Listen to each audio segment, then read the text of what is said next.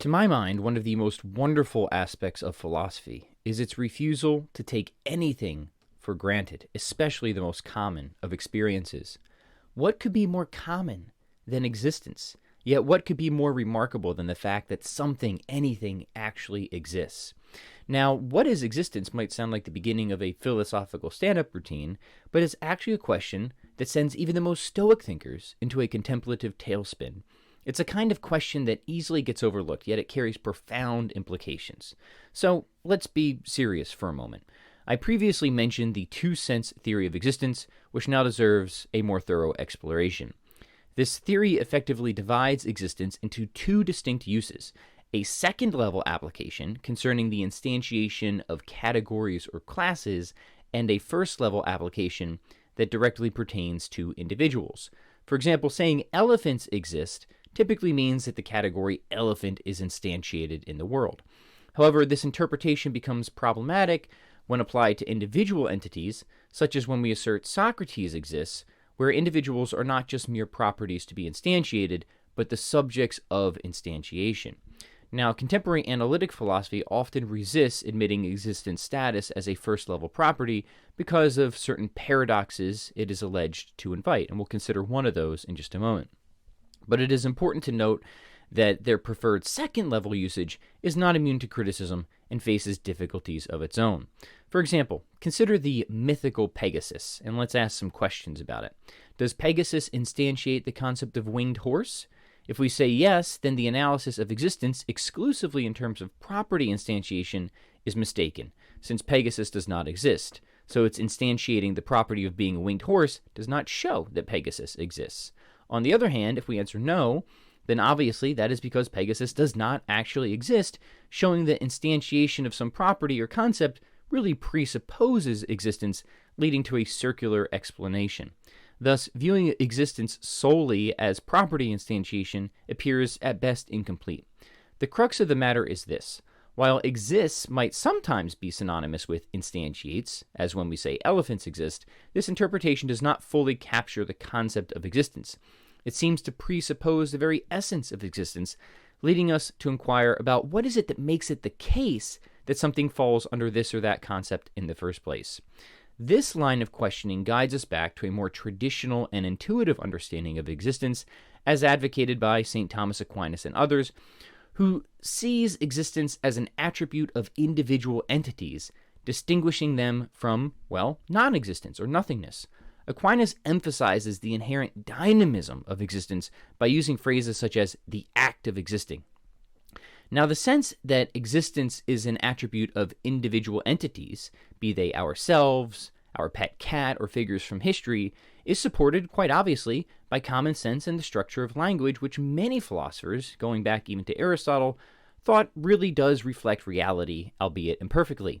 This perspective treats existence as a real property of tangible individuals, stuff we can put our hands on much of the time, as illustrated when we unambiguously assert that Frank exists, attributing existence to Frank as a distinct individual.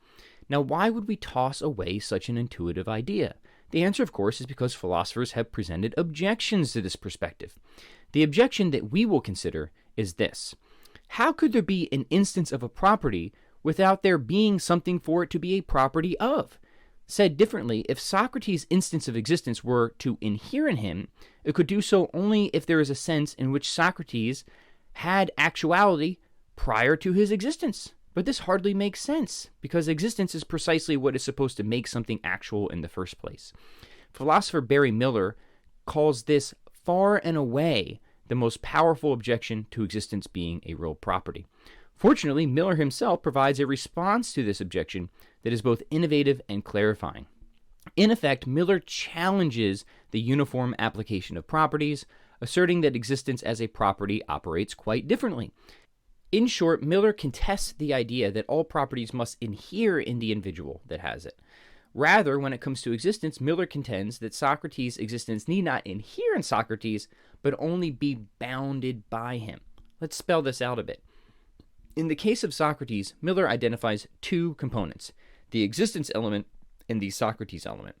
The Socrates element encompasses all the properties and characteristics that define Socrates as an individual. However, it is the existence element that actualizes these characteristics, bringing Socrates into reality.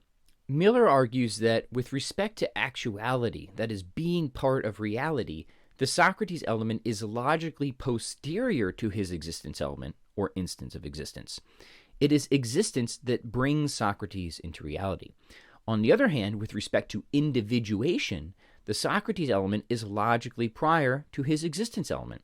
It is the specific set of characteristics we recognize as Socrates that defines or delineates or bounds his instance of existence, that Socratizes an instance of existence, to use a somewhat clunky but sometimes helpful phrase. According to this paradigm of existence, the Socrates element has no actuality independent of his instance of existence. Its sole role is being a map of the reaches of its existence. Thus, when we say Socrates exists, we are not presupposing a pre-existing subject in which existence inheres. Rather, Socrates exists signifies that Socrates is a bounded instance of existence. With the dexterity of a philosophical Houdini, Miller steers through the alleged paradox, showing how existence can be a property of individuals in a way that's anything but conventional, but coherent nonetheless. Ultimately, the merit of Miller's account is it shows how existence can be a property of individuals even though it does not inhere in them. Existence, according to Miller, breaches the erstwhile paradigm for first-level properties, but qualifies perfectly well as a property nonetheless. While there are certainly other objections to this understanding of existence, for now it suffices to show that the common sense view of existence is at least not philosophically defunct upon arrival. In fact, it may hold more philosophical currency than is frequently credited. Thanks for tuning in. Don't forget to hit subscribe and drop a comment below with your existential musings or suggestions for what philosophical conundrum we should unpack next, like why your socks always disappear from the dryer, a true metaphysical mystery.